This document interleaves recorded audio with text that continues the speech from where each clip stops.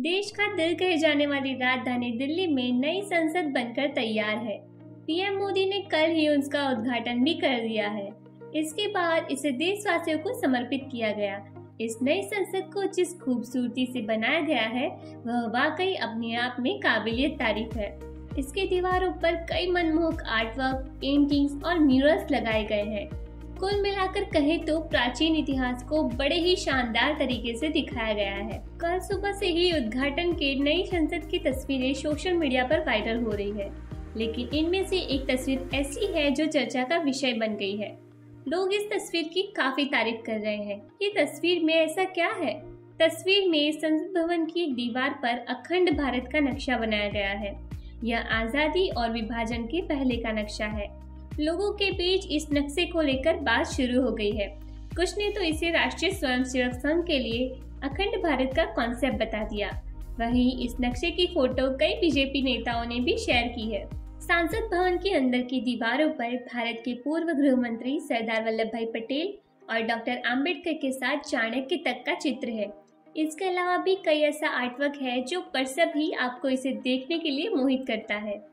इन सब के बीच भारत के अखंड भारत के नक्शे की तस्वीर पर लोग सोशल मीडिया पर तरह तरह के रिएक्शन दे रहे हैं। इस नक्शे में प्राचीन समय के महत्वपूर्ण साम्राज्यों और शहरों को दिखाया गया है। नक्शे में वर्तमान पाकिस्तान में स्थित तक्षशिला जिला को भी दिखाया गया है। नक्शे के पास में ही एक पत्थर है जिसमें पुराने शिलालेख से लिखा एक लेख है।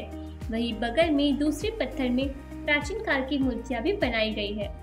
ट्विटर पर कई लोगों ने नए संसद भवन में अखंड भारत के चित्रण का स्वागत किया और पूछा कि क्या ये विपक्ष समारोह के बहिष्कार का कारण था। राष्ट्रीय आधुनिक कला संग्रहालय में महानिदेशक अद्वैत गणनायक ने कहा, हमारा विचार प्राचीन युगों के दौरान भारतीय विचारों के प्रभाव को चित्रित करना था। ये उत्तर पश्चिमी क्षेत्र में वर्तमान अफगानिस्तान से लेकर दक्षिण पूर्वी एशिया तक फैला हुआ है। गणनायक ने नए संसद भवन में प्रदर्शित कलाकृतियों के चयन में शामिल थे। आरएसएस के अनुसार अखंड भारत की अवधारणा अविभाजित भारत को संदर्भित करती है, जिसका भौगोलिक विस्तार प्राचीन काल में बहुत विस्तृत था।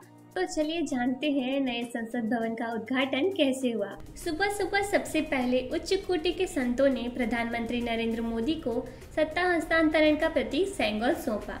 मोदी ने सेंगोल को साष्टांग दंडवत प्रणाम किया और उन्हें लोकसभा कक्ष में स्पीकर की सीट के बगल में स्थापित किया। मोदी ने उन 60,000 श्रमिकों को भी सम्मानित किया जिन्होंने 2.5 साल की कम अवधि में नया संसद भवन बनाया।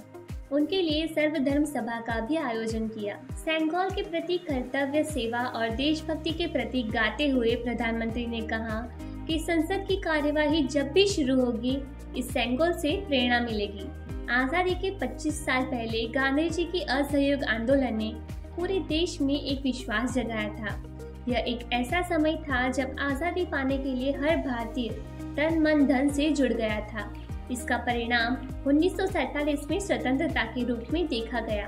आजादी का अमृतकाल भी इतिहास का एक ऐसा ही पड़ाव है। अब जानते हैं क्या क्या नई बातें हुई नए संसद भवन के साथ।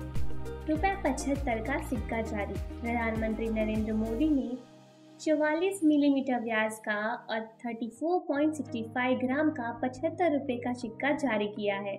सिक्के के एक तरफ अशोक स्तंभ है। सिक्के में 50% चांदी, 40% तांबा, 5% निकल और 5% जिंक है। पहली बार श्रमिक गैलरी। 60,000 श्रमिकों के सम्मान में भवन में ही श्रम को समर्पित डिजिटल गैलरी बनाई गई है।